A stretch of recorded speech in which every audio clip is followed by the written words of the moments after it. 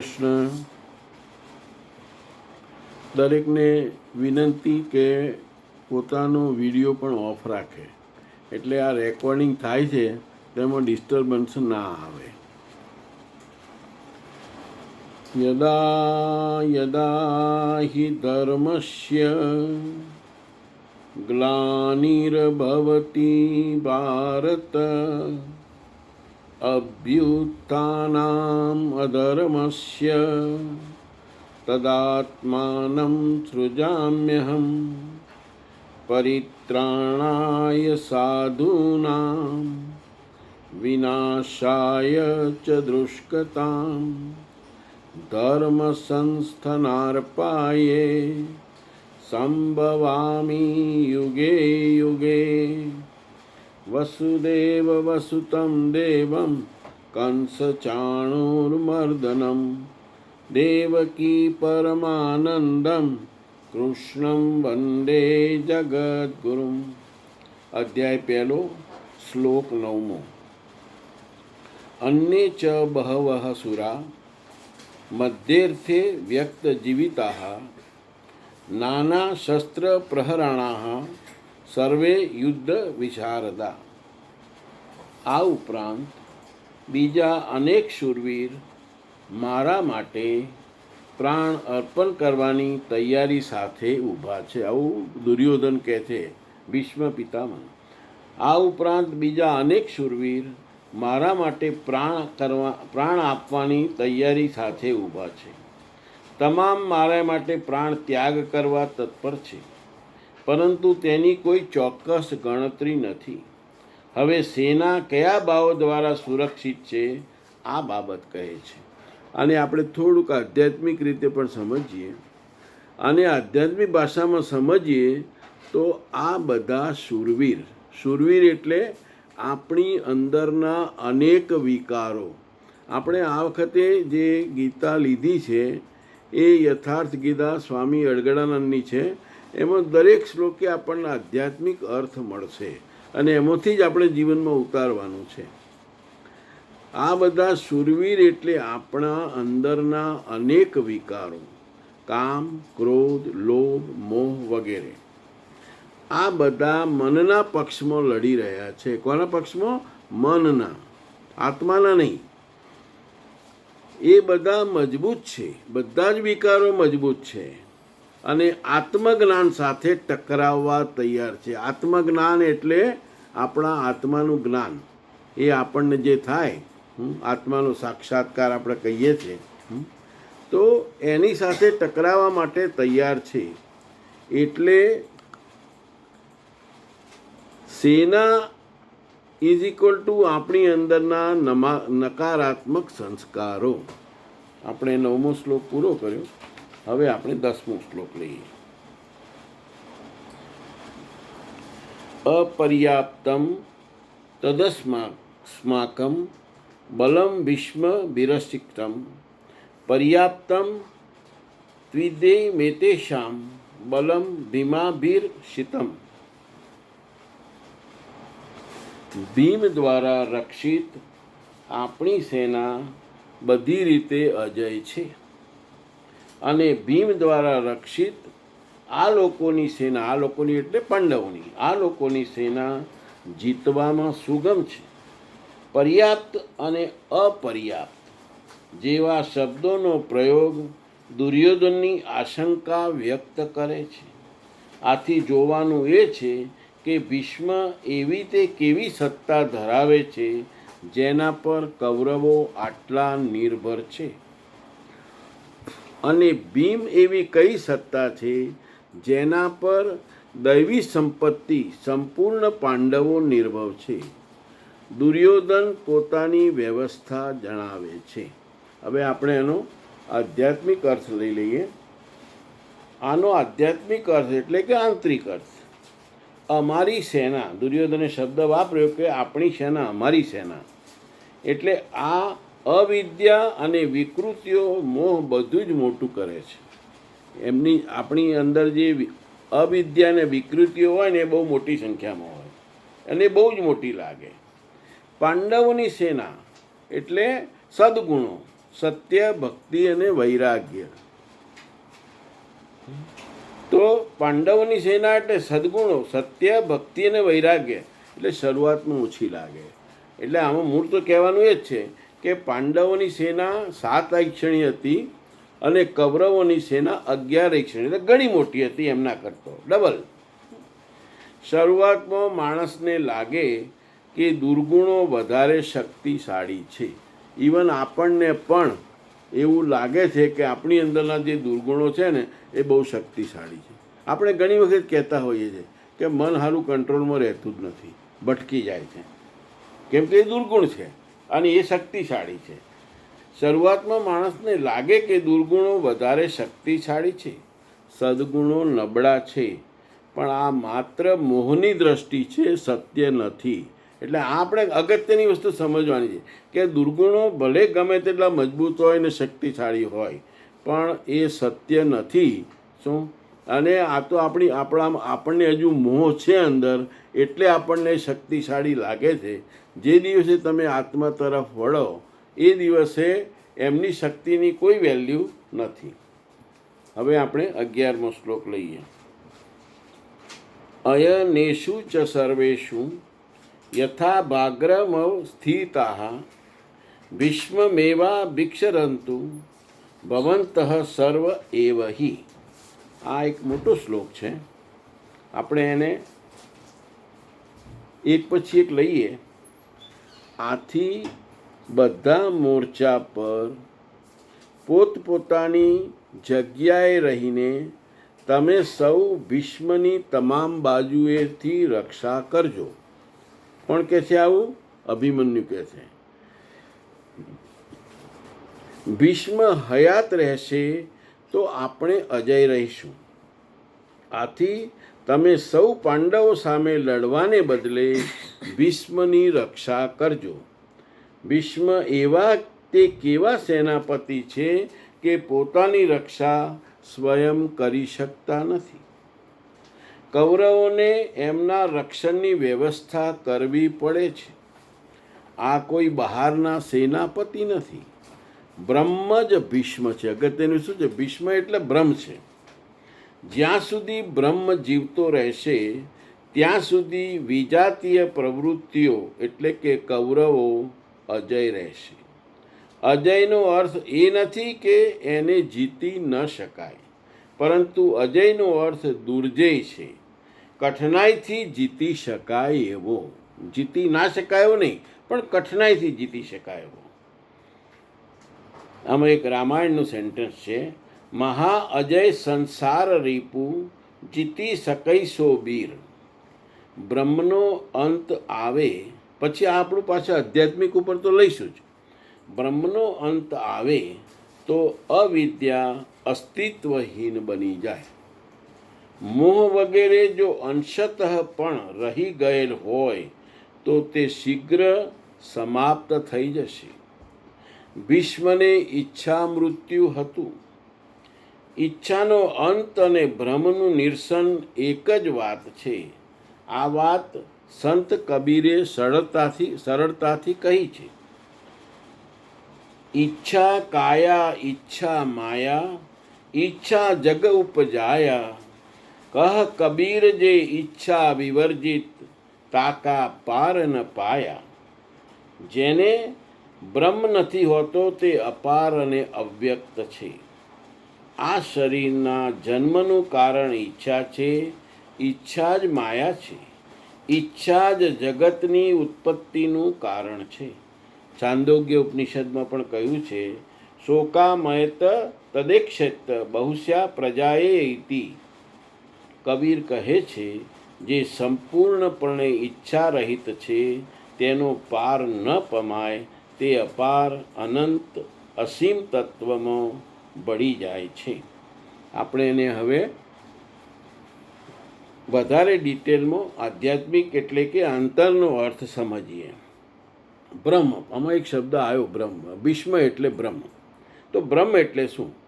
બ્રહ્મ એટલે ખોટી માન્યતા, ખોટો અનુભવ. આ બ્રહ્મ શું છે?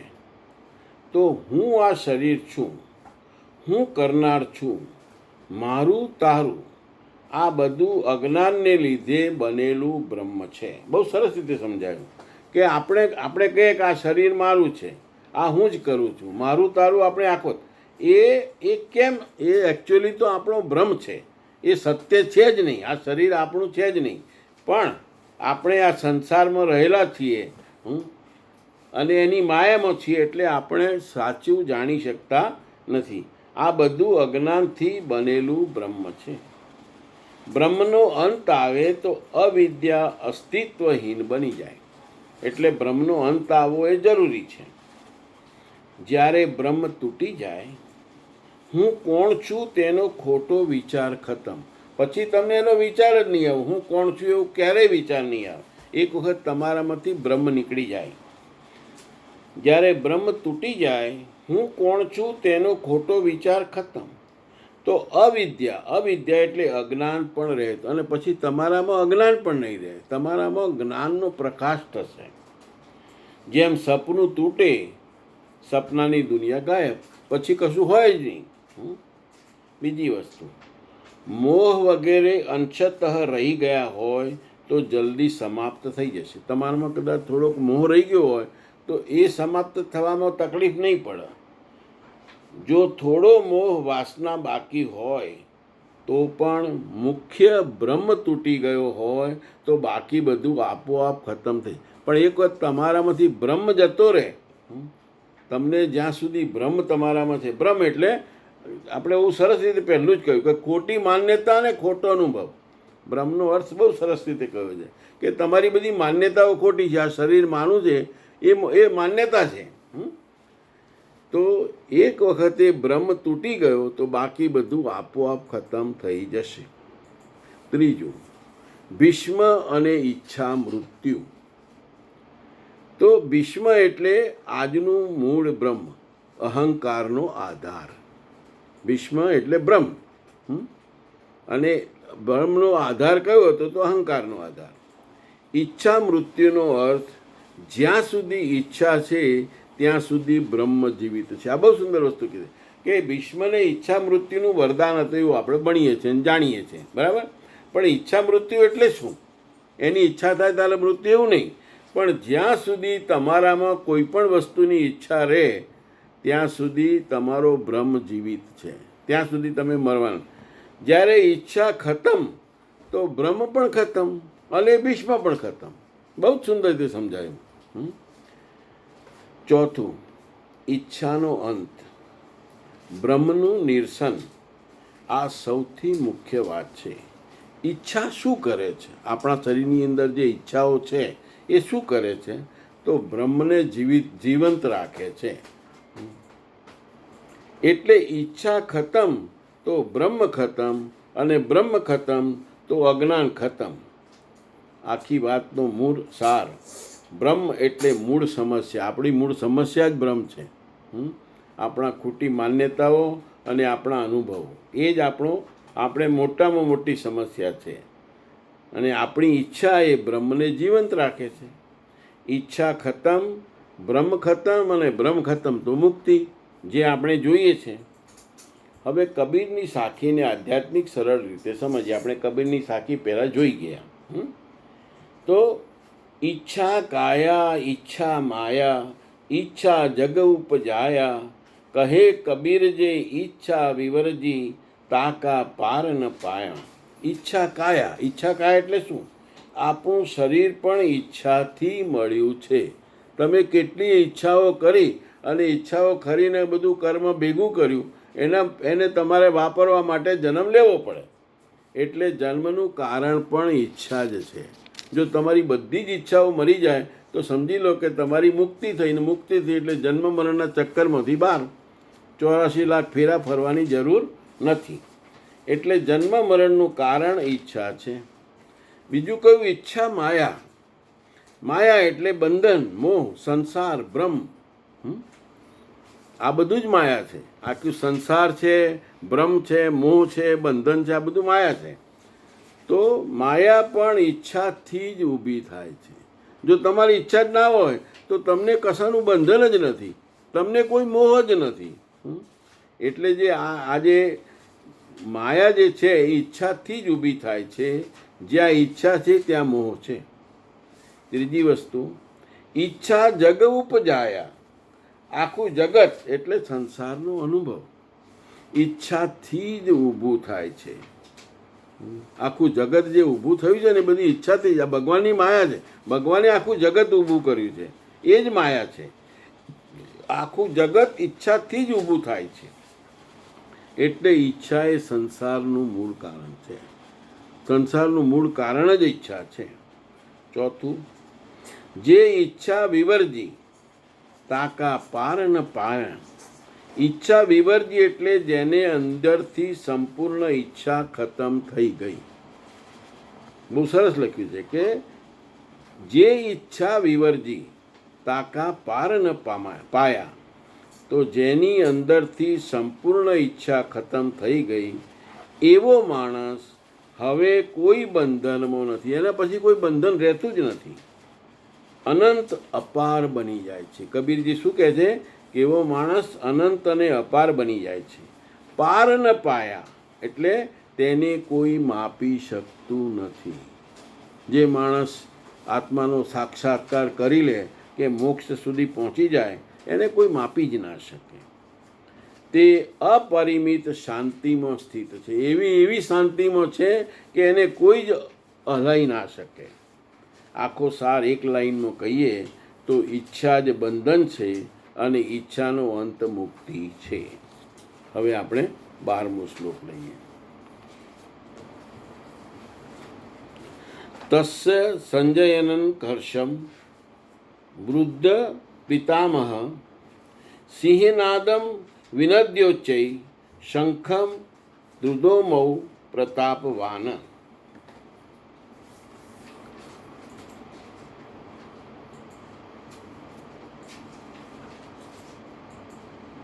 મને લાગે 11મો શ્લોક બાકી રહ્યો.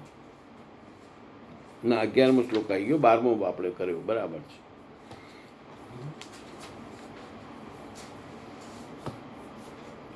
આમ પોતાના બળાબળનો નિર્ણય લઈને શંખ ધ્વનિ થયો.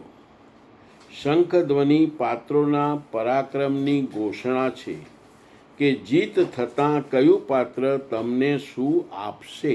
બહુ ક્વેશ્ચન માર્ક છે કે જીત થતાં, જેમ આપણે કોઈ બી લડાઈ થાય તો જીત થાય કોઈકની, તો આપણે એના પક્ષમાં તો ભાઈ તું મને આ પોસ્ટ આલજે, તું મને આ કરજે, એવું કહેતા હોય છે.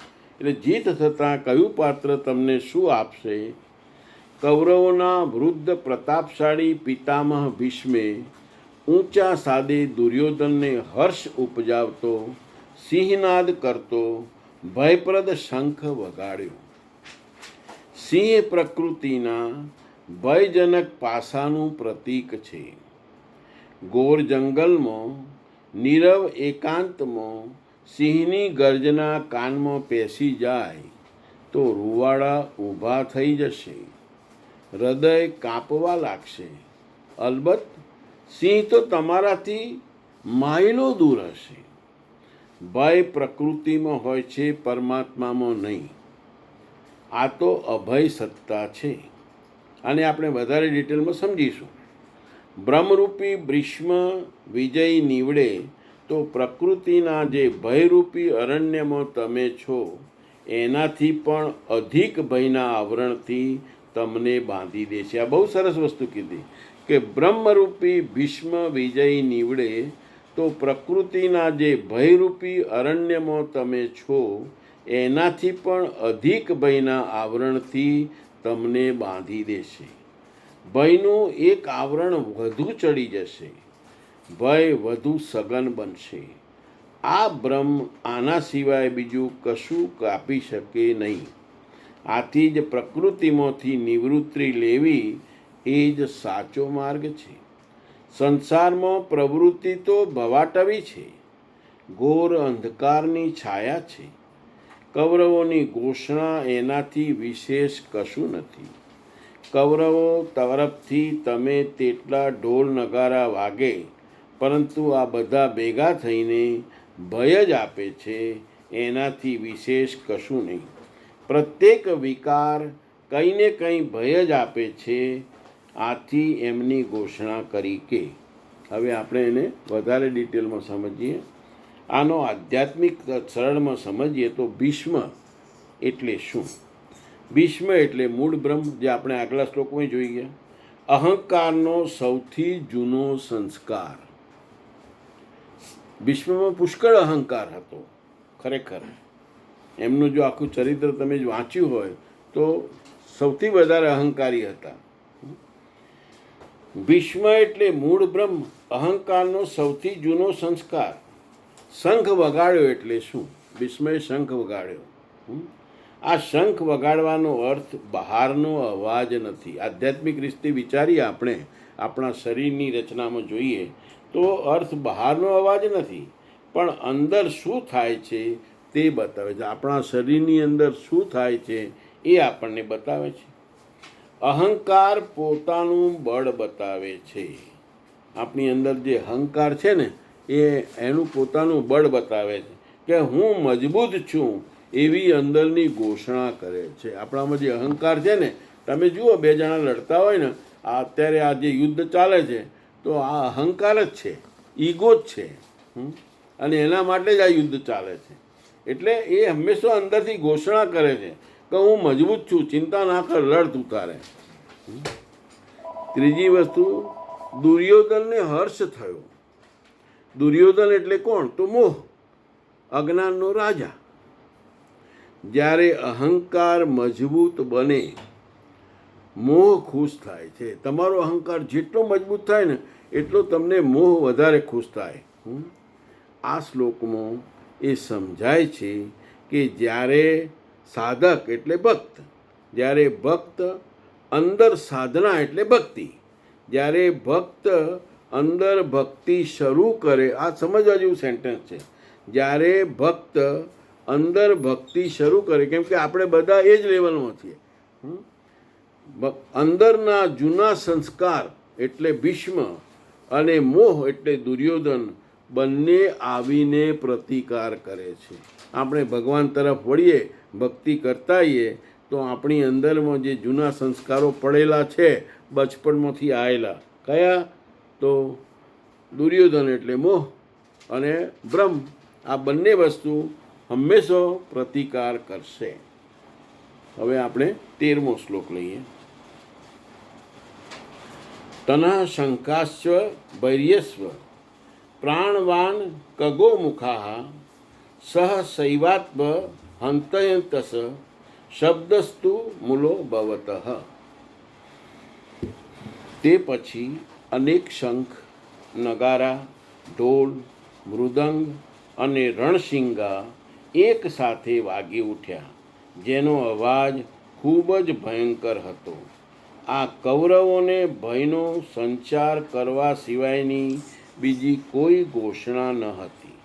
બહિર્મુખી વિજાતીય પ્રવૃત્તિ સફળ થતાં મોહમય બંધન વધુ દ્રઢ બને છે. હવે આપણે એને આધ્યાત્મિક અર્થમાં જોઈએ.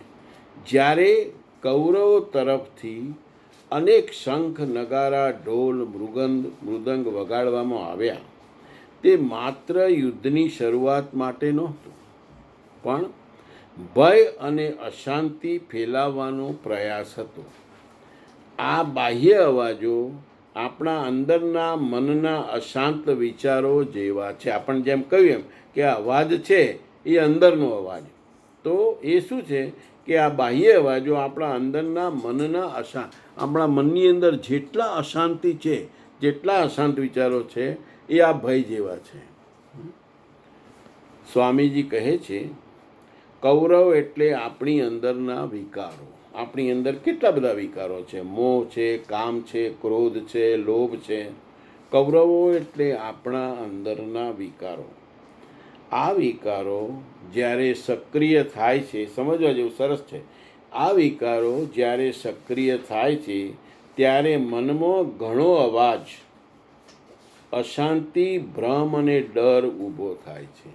જ્યારે જ્યારે આ આપણી અંદરના જે આ વિકારો છે, કામ, ક્રોધ, લોભ, મોહ, એ જેટલા સક્રિય થાય, તમને ઘણી વખત મોહ થઈ જાય, ઘણી વખત લોભ થઈ જાય, આ કમાઈ લો કે આ કમાઈ લો, એ જ્યારે જ્યારે એ વિકાર થાય ને ત્યારે તમે જોજો, દરેક માણસે રિમાર્ક કરી હશે કે એનાથી અંદર અશાંતિ થાય છે, ભ્રમ થાય છે ને ડર ઊભો કરે છે.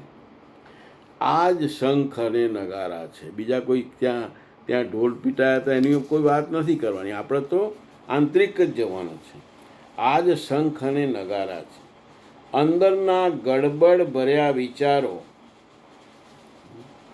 બહિર્મુખી વિજાતીય પ્રવૃત્તિનો અર્થ, આમાં એક શબ્દ આવ્યો કે બહિર્મુખી વિજાતીય પ્રવૃત્તિ. જ્યારે માણસ બહારના વિષયો, બહારના કયા વિષયો? તો ઇન્દ્રિય સુખ, નામ, યશ અને લાલચ તરફ દોડે છે. બરાબર સમજ? જ્યારે માણસ બહારના વિષયો, ઇન્દ્રિય સુખ, નામ, યશ, લાલચ તરફ દોડે છે અને પોતાના આત્માથી દૂર, આપણે જેમ જેમ આ વસ્તુ તરફ આગળ જઈએ એમ આપણા આત્માથી દૂર થતા જઈએ છીએ. તો એનું પરિણામ શું આવે? મોહમય બંધન વધુ દ્રઢ બને. આપણું મોહ વધતો જાય અને આપણું બંધન પણ વધુ દ્રઢ બને.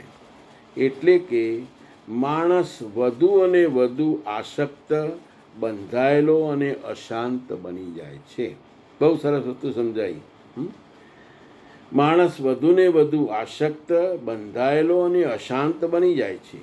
સરળ ભાષામાં કહીએ તો જ્યારે આપણે બહારની દુનિયામાં વધારે ફસાઈ જઈએ છીએ, બધાની દુનિયામાં ફસાવું એટલે ઇન્દ્રિય સુખ, નામ, યશ, લાલચ, આ બધામાં જ્યારે આપણે બહારની દુનિયામાં વધારે ફસાઈએ જઈએ છીએ ત્યારે આપણા અંદર શાંતિ રહેતી નથી. આ દરેકનો અનુભવ હશે, કેમ કે આપણે બધા સિનિયર સિટીઝન જ છીએ.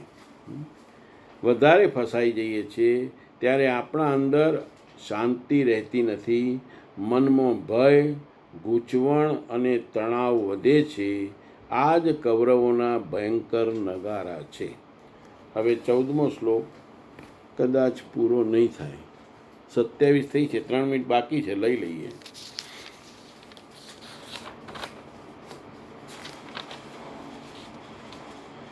ના, ઘણો લાભો છે, આપણે આવતી વખતે લઈશું. સર્વને જય શ્રી કૃષ્ણ.